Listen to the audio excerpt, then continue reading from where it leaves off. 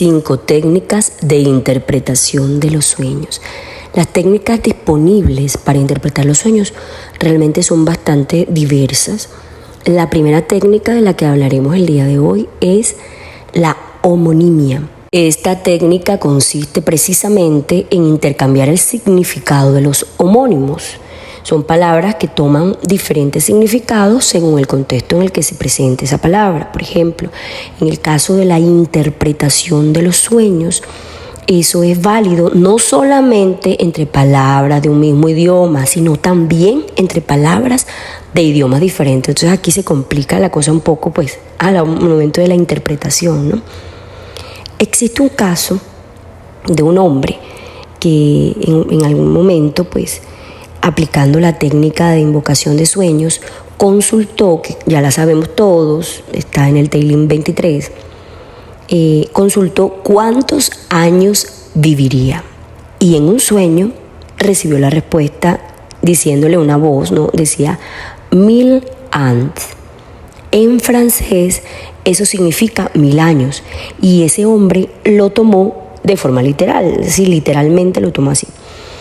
Sin embargo, pues ese hombre lo que vivió fueron 80 años. Entonces, ¿qué pasó ahí? ¿Cierto? Esto no es contradictorio porque el valor numérico del vocablo 1000 en hebreo precisamente es 80.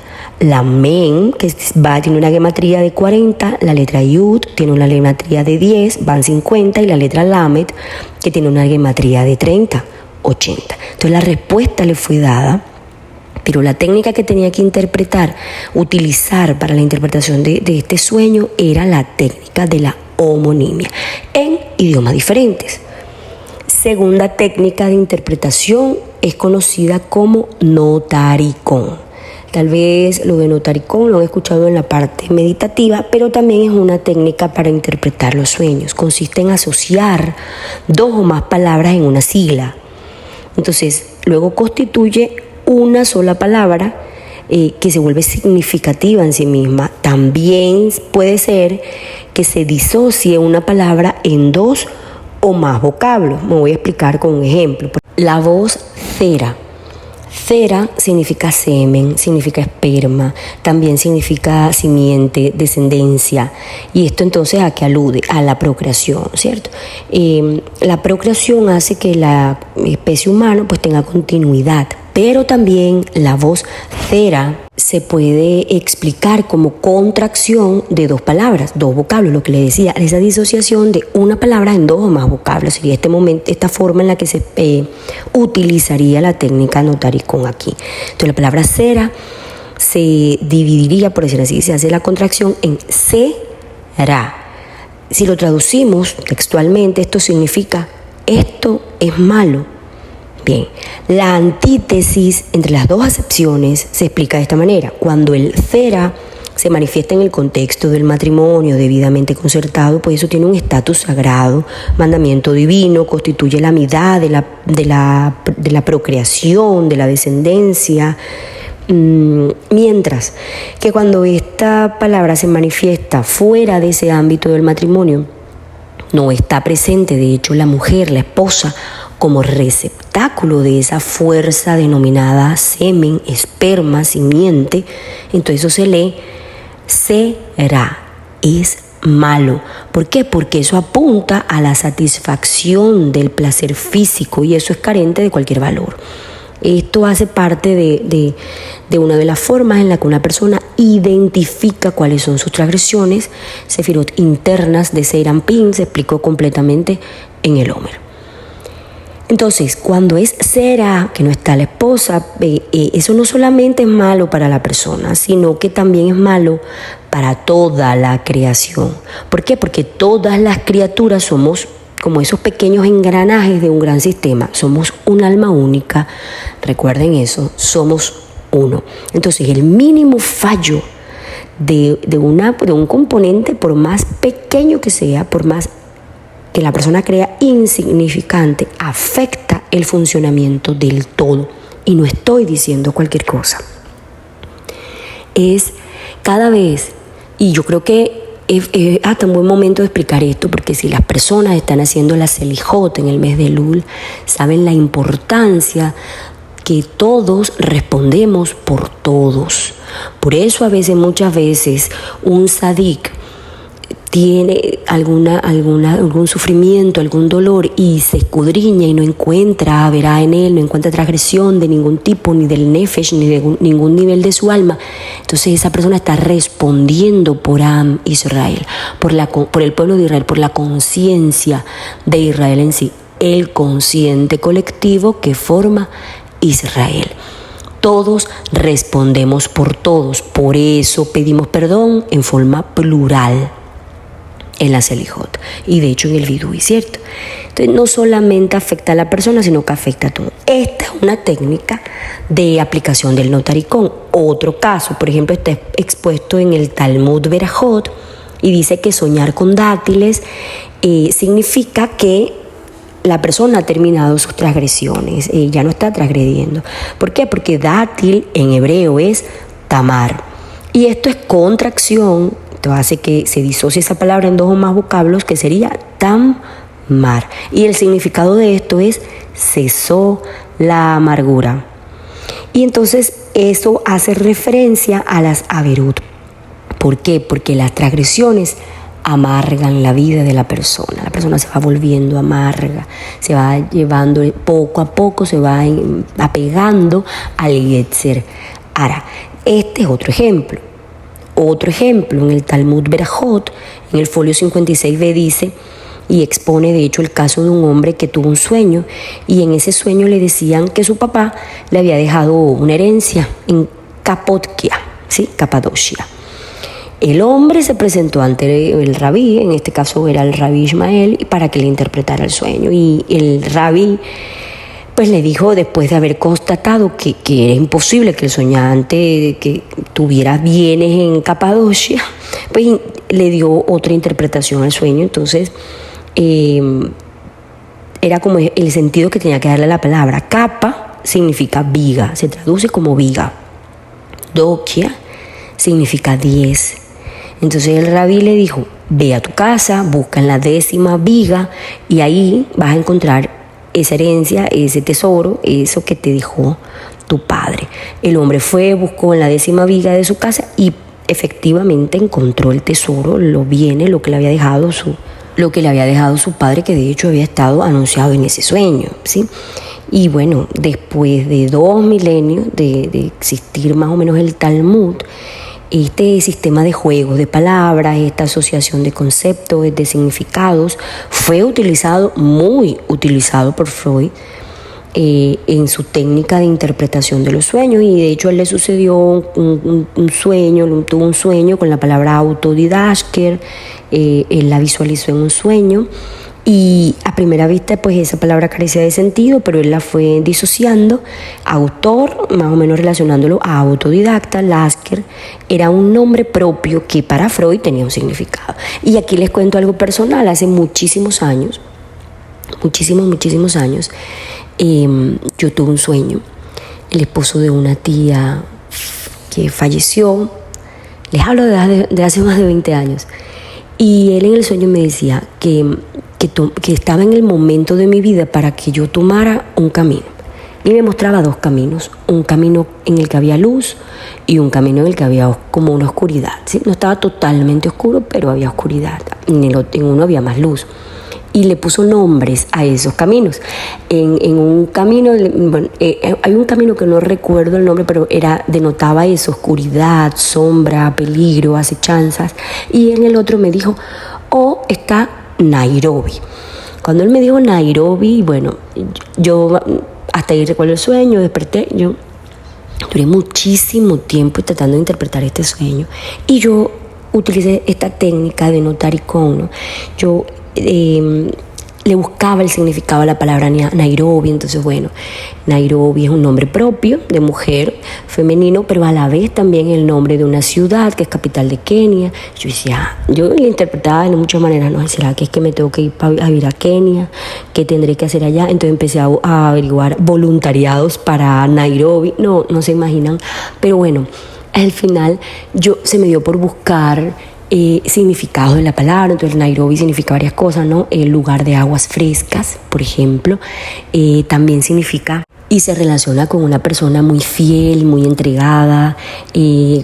Bueno, ahí hay una cantidad de significados que empecé a encontrar con relación al trabajo, con relación a la parte financiera, con relación a la personalidad, con relación a un montón de cosas que me marcaban un camino de vida, que hoy podría decirles, elegí el camino Nairobi, ¿no? Entonces, todos los sueños nos hablan, pero se necesita discernimiento y se necesita tener equilibrada la facultad de Yesod, o por lo menos, saben que no podemos dar por terminada, por equilibrada, por trabajada completamente una sefirá, pero por lo menos sabemos si hemos trabajado o no alguna dimensión, X dimensión. En este caso, Yesod, que es la que se relaciona con los sueños. Les cuento ese ejemplo en esta técnica como tal. Otra técnica, la tercera técnica, sería la técnica del pasuk, que consiste en asociar ese sueño que tuvo la persona con algún pasuk, con algún versículo afín. Entonces, si esa asociación es posible, ese pasuk sería la clave para interpretar ese sueño. Por ejemplo, una persona que sueñe con trigo, ese sueño es completamente positivo, le está hablando de paz, shalom, le está hablando de parnasá. ¿Por qué? Porque el Teilín 147 en el pasuk 14 dice: ha establecido el shalom en tus fronteras, con lo mejor del trigo te saciará. Entonces, es lo que yo con esto no lo pueden volver ustedes una fórmula, ¿sí? Porque yo tampoco puedo dedicarle, o sea, no podemos explayarnos a cada técnica, a cada ejemplo, soñó con esto, soñó con aquello, porque es que yo sé que se vuelve una fórmula y las personas terminan creyendo que es que el significado de trigo es esto exclusivamente. Y no, recuerden que todo el aprendizaje de Secreto del Cielo es circular y este shur está bastante avanzado y no podemos aislar todo lo aprendido en los demás shurim en la lista de reproducción Secretos de los Sueños, que es esta, ¿verdad? Entonces, hay muchas cosas por decir de cada técnica, pero cada persona, ese es el trabajo que va a hacer, porque no podemos darle masticadita a la fruta completamente. Hay una anécdota, de hecho, en esta técnica del pasuk que está como contada o presentada en el Talmud Gittin 56a. Y dice que el emperador romano había enviado a Nerón a someter a la ciudad de Jerusalén. Cuando Nerón estaba próximo a llegar, disparó una flecha hacia el este y la flecha cayó en Jerusalén. Entonces disparó una flecha hacia el oeste y nuevamente cayó en Jerusalén. Disparó hacia los 4 puntos cardinales y la flecha siempre caía en Jerusalén. Entonces, ¿qué comprendió Nerón? Que el destino de la sagrada ciudad era la destrucción. Luego, para determinar qué le depararía el futuro a él, pidió al primer niño que vio que le dijera cuál fue el último pasuk que había estudiado ese día. El niño le respondió: descargaré mi venganza contra Edom por mano de mi pueblo Israel. Y Ezequiel, capítulo 25, pasuk 14. Entonces, ¿qué debemos recordar al respecto? Que Edom fue el ancestro del Imperio Romano. Nerón quedó aterrado porque así como las flechas le insinuaron que Jerusalén sería destruida, ese pasuk que el niño le estaba relatando, y que no era ninguna casualidad. Ustedes saben que las casualidades no existen, que las coincidencias no existen, son sincronicidades y causalidades. Y pues el Eterno con esto le estaba insinuando que lo castigaría a él, a Nerón, por destruir a Jerusalén. En consecuencia, él decidió desertar de las filas romanas y se convirtió al judaísmo. Esto está de hecho explicado muy ampliamente en el Sefer Seder Olam. De este relato surge algo muy importante, es que Nerón atribuía a los pasuquín que afloraran espontáneamente por el mensaje profético que tienen los pasuk, cada pasuk. Y entonces él pide la intervención de este niño, porque el niño es espontáneo, porque puede aportar esa parte de espontaneidad, de autenticidad, de inocencia, y le aporta todo un significado Ahora, la historia oficial representa a Nerón como alguien que enloqueció, pero la verdad es como se ha expuesto en Sefer Seder Olam. Vale decir también que Rabbi Meir, el sabio talmudista, fue descendiente de Nerón.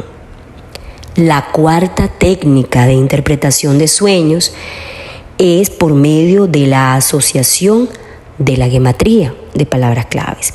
La gematría, sabemos perfectamente ya, espero, en este momento, que es un método de análisis del alfabeto hebreo, que está basado ¿en qué?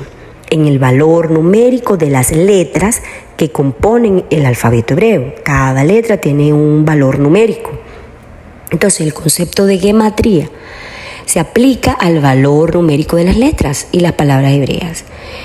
Así que, por ejemplo, dos palabras que semánticamente parecería que no tienen ninguna conexión pueden estar vinculadas por el valor numérico que hay en ellas, porque ese valor actúa como puente entre esas palabras y permite que haya un intercambio y se asocien los significados de esas palabras. Les voy a dar un ejemplo.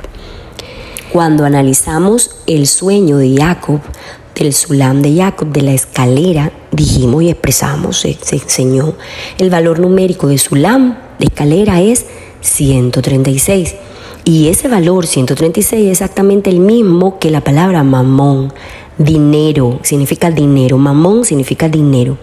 Entonces ahí se concluye que existe una relación entre ambos conceptos, entre el Sulam y mamón, entre escalera y dinero. Por eso a veces cuando ustedes buscan una imagen de éxito en Google, en Internet, les aparece un hombre subiendo una escalera. Cuando una persona en una presentación de PowerPoint de alguna empresa, de alguna cuestión, una capacitación, lo que sea, y quieren mostrar éxito, quieren mostrar avance, quieren simbolizar eso, ¿no? Llegar a una meta, cumplir un sueño y eso. ¿Qué muestra? Un hombre muy bien vestido, elegante, derechito, subiendo escalones, subiendo una escalera. De hecho, el Baal Haturín tiene un comentario que lo relaciona y explica que ese sueño de la escalera es un mensaje para nosotros, en el sentido de que el dinero puede llevar a una persona hasta lo más bajo en la tierra, pero también puede elevarlo hasta las más sublimes alturas. Todo dependerá de la libre elección, del libre albedrío, del destino que uno le dé a ese dinero, para qué lo usa. De hecho, por eso aprendemos la importancia del dinero haciendo la rectificación del 18 al 24 de Elul del mundo del caos, de todo, ¿no? Del caos, del mundo del caos. Cada día hacemos una rectificación de cada dimensión del caos. Malhut de Tou, Netzach Iud de Tou, Yesod de Tou, así cada sefirá. Esto es importante y hemos analizado de hecho que el hebreo, también se explicó en esta lista de reproducción ya de los primeros shurim, es esa lengua madre a través de la que fue creado el universo. Y por eso es una lengua esencial, es la lengua por excelencia. Entonces, ocurre que los sueños a veces están signados, están simbolizados por un mensaje de la lengua madre y del hebreo. Y otra técnica de interpretación consiste, de hecho, aquí sería como, digamos, la quinta técnica, o una técnica que hace parte de esta cuarta técnica, puede ser también, es el hecho que al momento de interpretar los sueños se logre, se busque, se intente encontrar alguna relación entre los símbolos de los sueños y la lengua hebrea. Por ejemplo, una persona que sueña con agua, no quiere decir que siempre esté ese significado o la relación, pero debe pasar por esa interpretación y por ese análisis de saber que agua está relacionada con la letra Mem. ¿Sí? La letra Mem es una letra madre. ¿En qué canal, en qué netiv está ubicada la letra Mem? La Mem, al ser agua, es sabiduría cuando está en los niveles correctos, es impulsividad emocional y es caos cuando se desborda, es carencia cuando está escasa, cuando está poca, ¿sí? Entonces, todos estos análisis hay que hacer. De hecho, el Talmud expone que el que sueña que morirá en el mes de Adar y no verá el mes de Nisan, significa que morirá con honores, porque Adar significa honor y no caerá esa persona en la tentación. Nisan deriva de Nisayón, que significa tentación. Entonces es como una bendición, ¿no? Otro ejemplo está en el sueño del jefe de los coperos y en el sueño del maestro de panaderos de la corte del faraón. La Torá en Bereshit, capítulo 40, paso 16, dice que cuando el maestro de panaderos notó que Yosef había interpretado a favor el sueño de su compañero, él se animó a decirle a Yosef, a mí, también yo. ¿Sí? Entonces le dice, yo tuve un sueño, por favor dime su interpretación. ¿Qué pasó? Que cuando Yosef escuchó que el maestro de panaderos comenzó su exposición diciendo Af, también, inmediatamente Yosef comprendió, sin haber escuchado el sueño, que ese sueño y que esa persona, que ese maestro de panaderos no era portador de un buen mensaje. ¿Por qué? Porque la voz Af, que en sentido literalmente Shat significa también, es el nombre de las fuerzas del mal. Por eso de inmediato Yosef supo que esto no podía tener ningún buen augurio de entrada, con solamente la forma en la que él le narró su sueño. A veces cuando una persona dice, ay, por favor, dime qué significa esto, y la sola forma en la que la persona cuenta lo que soñó, ahí ya hay de entrada una interpretación. Les decía que esta técnica que les estoy mencionando última podía ser una quinta interpretación o como parte de la cuarta interpretación, la cuarta técnica que viene siendo la gematría, por estar muy relacionadas. La siguiente técnica, ya sea que la dejemos como quinta técnica de interpretación o como sexta, como ustedes quieran, es de hecho indispensable. Es una técnica imprescindible para que usted pretenda interpretar sus sueños. ¿Cuál es? El sentido común. Y aunque el sentido común se llame sentido común, no es tan común. A muchas personas, el común denominador de las personas, le falta sentido común. Entonces, esta técnica fue de la que se valió Yosef cuando interpretó que los 3 sarmientos en la vida representaban 3 días. Y después de esos 3 días, el jefe de coperos sería restituido a su cargo en la corte del faraón.